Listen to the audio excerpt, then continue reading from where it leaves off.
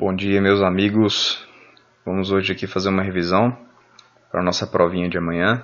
Uma revisão bem bacana, que vai contemplar exatamente aquilo que vai ser visualizado na prova. Então, significa que vocês vão ver essa revisão e com certeza vocês vão conseguir identificar bem os elementos que vão ser fundamentais para a prova de vocês, certo? Então vamos lá, primeiro exercício. Um gás ideal tem suas variáveis de estado, pressão e temperatura descrita pela figura abaixo. Sendo VA e VB, os volumes dos gases nos pontos A e B, abaixo representados, determine a relação entre os volumes do gás no estado A e B. Então, quando a gente bate o olho na figura, a gente tem aqui um gráfico de pressão pela temperatura, certo? E a gente tem a mudança do estado A para esse estado B. E aí essa mudança de estado, basicamente, vai ser dado em função de pressão e temperatura, que é o que a gente consegue visualizar nesse gráfico aí. E ele quer a relação entre os volumes. E aí como é que a gente faz? Isso aqui basicamente se trata de uma transformação gasosa. A gente cansou de fazer questões disso ao longo do trimestre. Então, pressão, temperatura, transformação gasosa, aplicamos aqui basicamente aquela transformação do gás ideal. O famoso PVT, Povoto. Então, no estado A, que é o estado de início, a gente tem o quê? A pressão dele é 2P, a temperatura é T, e no estado B, a pressão é 6P e a temperatura é 3T. E os volumes a gente não sabe, é justamente o que a gente quer descobrir. Então, ficaria aqui 2P vezes VA, dividido por T, e isso é igual a 6P vezes o VB sobre 3T. Show de bola. Aí a pressão corta com a pressão. Temperatura corta com a temperatura, sobra simplesmente o 3 que está dividindo e passa multiplicando. 2 vezes 3, 6. 6VA igual a 6VB. E aí a gente pode cortar 6 com 6 e fica simplesmente essa razão. Os dois volumes são idênticos, iguais. Ou seja, se a gente fizer uma transformação em um gás ideal, de modo que ele saia de uma pressão 2P e temperatura T, e vá para uma pressão 6P e temperatura 3T, os volumes serão idênticos, sem mudança alguma, certo? Show de bola. Então tá aí, esse é o nosso gabarito, VA igual a VB da primeira questão. Segunda, em um gás ideal, a energia cinética média de suas moléculas é uma função da temperatura e não depende da natureza do gás. Uma massa gasosa sofre uma expansão isotérmica, onde o volume final é o triplo do volume inicial. Então está aqui uma informação extremamente relevante, você já vem e já marca. Onde o volume final é o triplo do volume inicial e isso acontece em uma transformação isotérmica. O que é uma transformação isotérmica mesmo? Iso vem de igual, térmica de temperatura. E a gente pode dizer então que a temperatura ele é constante. Show. Determine a relação entre a pressão final e a inicial e explique o que ocorrerá com a energia cinética média do sistema nessa transformação, certo? Show de bola. Então vamos lá. A gente sabe que a transformação isotérmica, que o volume final é o triplo do volume inicial. Então aplicando de novo a equação de transformações gasosas, PVT Povoto, a gente tem que as temperaturas podem ser cortadas porque elas vão ser iguais, tanto no início quanto no fim. E aí sobra simplesmente P0V0 igual a P vezes V. Daí veja bem, o volume final é o triplo do inicial. Então, no lugar de Vzão, que é o volume final, eu vou colocar 3V0. Corta V0 com V0 e a gente chega nessa razão. A pressão inicial é o triplo da pressão final. Isso você poderia ter determinado simplesmente pela própria ideia do que está sendo escrito aqui. Se a transformação ela é isotérmica, a gente pode dizer que pressão inicial vezes volume inicial é igual a pressão final vezes volume final. Como é dado pelo produto, as grandezas são inversamente proporcionais. Se o volume triplica, necessariamente a pressão tem que reduzir a 1/3. Se o volume duplica, a pressão a 1/2. Se o volume quintuplica, a pressão se reduz a 1/5 e vice-versa. Então, se o volume final é o triplo, quer dizer que a pressão final ela vai ser o quê? 3 vezes menor, ou a pressão inicial é o triplo da pressão final. Então, você pode ir pelas duas vias. Raciocínio lógico, ou, se você achar também pertinente, pode fazer as continhas matemáticas. Os dois chegam no mesmo resultado. E com relação à energia cinética média, o que vai acontecer com a energia cinética média? Cara, Se ela é isotérmica, significa que a temperatura é constante. E a energia cinética é diretamente proporcional à temperatura. Certo? Então, se a temperatura não vai mudar e a energia cinética ela é média, né? Ela é diretamente proporcional à temperatura, né? A energia cinética vai permanecer constante. Tá? Então, basicamente, não vai mudar, não vai sofrer mudança alguma. Esse é o nosso gabarito aí. Beleza? 3. Uma massa de gás ideal de 56 gramas e massa molar 28 gramas por mol sofre uma transformação de A para B indicada no gráfico abaixo. Adotando a constante geral dos gases, 8,31, determine letra A. O valor da temperatura quando o gás apresenta as características descritas no ponto A e B. Letra B. A energia interna nos pontos A e B. E letra C. Qual o valor, né, do calor recebido pelo sistema no processo. Então, analisando o gráfico, né, a primeira coisa que a gente tem que observar aí quando se trata de gráfico é ver o que está acontecendo com o sistema. Então, o eixo Y representa para a gente pressão e o eixo X representa para a gente o volume.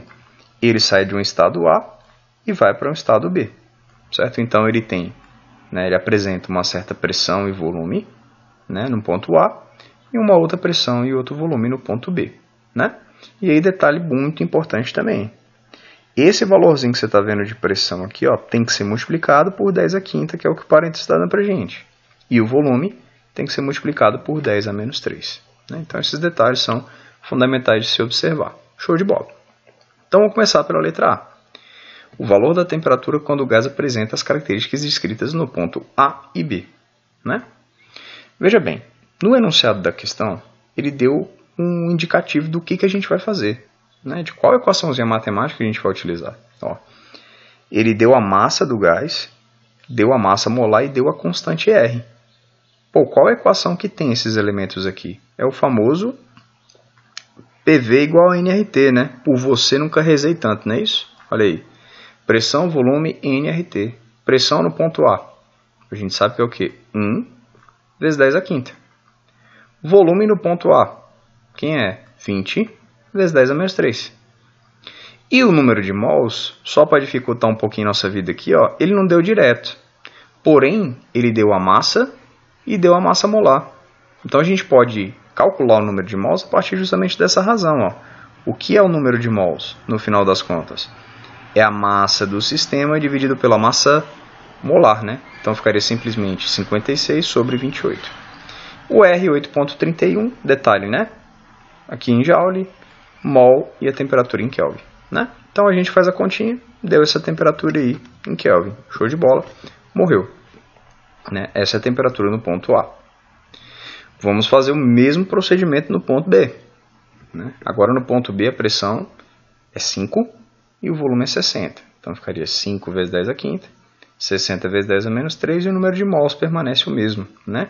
56 por 28, 8,31 vezes a temperatura TB, pronto. Encontramos as duas temperaturas aí e morreu a letra A. B de bola. Determine a energia interna nos pontos A e B. Então, ele falou para a gente que o gás ele é ideal. Aqui ficou faltando, né, pessoal? Só relembrando, né, um detalhe bastante importante para efeito futuro. Que aqui ficou faltando ele falar que é uma massa de gás de um gás ideal monoatômico. Porque isso faz diferença, né? Monoatômico, certo? Porque se é monoatômico, a energia interna é dada por 3 meios de NRT. Se fosse diatômico, né, 5 meios. Se fosse triatômico, 7 meios, sempre acrescentando 2 aqui no numerador, certo? Então, mas tudo bem. Quando ele ficar ausente, a gente normalmente considera que é monoatômico mesmo. Então, fica 3 meios de NRT, né? Então, ficaria 3 meios, número de mols de novo, mesmo esquema. 56 por 28, o R continua 8,31 e a temperatura em A a gente acabou de calcular lá atrás, né? 120,3, dá isso aqui em joules aproximadamente. Em B, quem seria a energia interna? 3 meios, número de mols permanece o mesmo, R também permanece o mesmo e a temperatura a gente calculou no item anterior, 1805, que é a temperatura no ponto B. Pronto, está aí, essas são as energias internas. Então perceba aqui, de A para B, a energia interna ela aumentou, certo? Ele aqueceu, ele sofreu um processo de aquecimento, ele aumentou a temperatura dele, né? E o gás sofreu uma expansão, um aumento de volume, certo? Então o gás, ele executou trabalho aí. Letra C. Qual o valor do calor recebido pelo sistema no processo? Bom, para a gente calcular a quantidade de calor recebida no processo, normalmente, a gente faz o uso da primeira lei da termodinâmica, que diz que, de todo o calor fornecido por um sistema, uma parte é utilizada para executar a tarefa e a outra parte, basicamente, é utilizada para aquecer o nosso sistema. Então, a quantidade de calor vai ser o quê? A variação da energia interna. E o que é a variação da energia interna? Finalmente, inicial. Pega a energia final, subtrai da inicial e soma com o trabalho. O trabalho também não foi dado no problema, porém, né, o que a gente sabe a respeito do trabalho? Que o trabalho ele é a área do gráfico, quando a gente tem um gráfico de pressão por volume, que é o caso. Então, quando ele vem de A para B, ó, a área que você vai observar vai ser a área dessa figurinha aqui. Ó. A área dessa figurinha que a gente cansou de fazer também, né, ao longo do trimestre, né, área de figuras para descobrir o trabalho. Basicamente vai ser a área de quê? De um trapézio. Né? E como é que a gente faz o cálculo da área de um trapézio? Né? A gente utiliza aquela famosa equaçãozinha. Base maior mais a base menor vezes a altura dividido por 2. Então tá aí. Ó. Quem é a base maior? 5 vezes 10 a quinta, né? Que seria a pressão no ponto B. Mais base menor, basicamente a pressãozinha no ponto A. Isso dividido por 2 vezes a altura, que vai ser basicamente o volume, a variação de volume aqui, né? E a gente chega nesse resultado, de que o trabalho é 12.000 joules. Então, 12.000 joules mais 42.000 joules, isso dá 54.000 joules, que é a quantidade de calor envolvida no processo como um todo, né? Questão 4. Aderbal criou um motor à expansão, que opera segundo o ciclo de Carnot. Bom, então, primeiro ponto aqui, fundamental também. Falou aqui em ciclo de Carnot. Falou em ciclo de Carnot, falou em rendimento que máximo de um determinado sistema, de uma determinada máquina. Com transformações adiabáticas intercaladas com transformações isotérmicas, que é a tradução do ciclo de Carnot. As temperaturas das fontes fria e quente são, respectivamente, 127 é a temperatura fria, 527 é a temperatura quente. Com base nos dados fornecidos, assinale a opção correta. Né? Então, vamos lá. Como é que a gente acha o rendimento? Né? Porque se você observar todos os itens aqui, ó, ele trata a respeito de rendimento. Ó. Rendimento, rendimento, rendimento, rendimento. Que é o que está associado com o ciclo de Carnot mesmo. Você fala de ciclo de Carnot, você está falando de rendimento. Rendimento de uma máquina térmica, isso é 1 menos a temperatura da fonte fria dividido pela temperatura da fonte quente. Certo? Então vai ficar 1 menos. Detalhe que as temperaturas sempre tem que ser o quê? Em Kelvin, né? Então vou ter que colocar esse cara aqui no lugar de TF e vou ter que colocar esse cara aqui no lugar de TQ. Tudo bem? Só que em Kelvin, né? Então ficaria mais ou menos isso, ó. O rendimento, né, da máquina térmica aqui nesse caso seria 1 menos essa temperatura só que em Kelvin, ou seja, somado de 273, né? Então 127 mais 273 dividido pela temperatura da fonte quente, que no caso 527 mais 273. Show! Então 1 menos 400 sobre 800, isso daria 0,5 ou simplesmente 50%, ou seja, nesse caso, o rendimento inferior a 60%, letra E, nosso gabarito. 5. As máquinas térmicas, os motores, operam em transformações cíclicas. Elas operam com duas fontes de energia, uma fonte quente Q1, que fornece energia ao sistema, e a fonte fria Q2, que representa a energia não utilizada no processo. Certo motor opera com Q1 igual a 3.000, Q2 igual a 1.800. Determine o trabalho que a máquina executa nesse processo e o valor do rendimento do motor. Então, aqui agora, diferentemente da questão anterior, ele em nenhum momento ele falou de ciclo de Carnot. Se a gente não está falando de ciclo de Carnot, a gente tem que utilizar o rendimento geral das máquinas térmicas, né? Que ele quer basicamente o rendimento do motor, que é 1 menos a quantidade de calor da fonte fria dividido pela quantidade de calor da fonte quente. Show! Então ficaria 1 menos. Quem é a quantidade de calor da fonte fria? É justamente o Q2, que é 1.800, dividido pela quantidade de calor da fonte quente, que ele deu também 3.000. Então ficaria 1 menos essa divisão 0,6 ou seja, 1 menos 0,604 ou 40%. O que esse número 40% significa? Rendimento de 40% significa que de todo o calor que foi doado para o seu sistema, 40% foi realmente útil para você. O restante você dispersou tudo, né? Então, 40% foi o que você usou para fazer uma tarefa, para ser útil no seu sistema. Então, 40% é o que foi utilizado para realizar o trabalho. Se você forneceu ao todo 3.000 joules de energia, quem vai ser o trabalho? 40% desses 3.000. Então, seria 40% de 3.000 que dá 1.200 joules. Então, pronto, fechou. Esse é o nosso trabalho. 6. Durante o experimento, um gás perfeito é comprimido adiabaticamente, sendo realizado sobre ele um trabalho de 800 joules. Em relação ao gás, ao final do processo podemos afirmar que... Então aqui ele dá algumas informações que são fundamentais para a gente resolver tudo bonitinho aqui, certo? Primeiro detalhe, o gás é comprimido e ele é comprimido de forma adiabática, adiabaticamente, certo? Então o que significa um gás ser comprimido? Significa que ele vai ser diminuído o seu volume. Então o volume vai diminuir, ou seja, se o volume vai diminuir, a gente já pode descartar a A e já pode descartar a E. Só pode ser a B, C ou D. Só que ele é comprimido de forma adiabática. O que significa adiabaticamente falando? Adiabaticamente falando significa que ele não troca calor com o meio externo, sendo realizado sobre ele um trabalho de 800 joules. Então perceba aqui, o trabalho é de 800 joules, de modo que ele tenha sido comprimido adiabaticamente. O trabalho ele é diretamente proporcional à variação de volume. Se ele sofreu compressão, quer dizer que o volume diminuiu. E se o volume diminuiu, por consequência, o trabalho ele vai ser o quê? Negativo. Pelo fato da variação de volume ser negativo. Tudo bem? Show! Então, o que vai acontecer com o meu trabalho? Ele vai ser negativo. Ou seja, esses 800 joules vai ser menos 800 joules. Beleza? Show! Então, o trabalho é menos 800 joules, que é igual a menos a variação da energia interna. Por quê? Se a nossa transformação ela é adiabática, pega a primeira equação lá, a primeira lei da termodinâmica. Toda a quantidade de calor doada é uma parte utilizada para a variação da energia interna e outra parte usada para realizar trabalho. Se ele sofre uma transformação adiabática, a quantidade de calor é zero. E se a quantidade de calor é zero, a gente chega nessa equação. O trabalho é menos a variação da energia interna.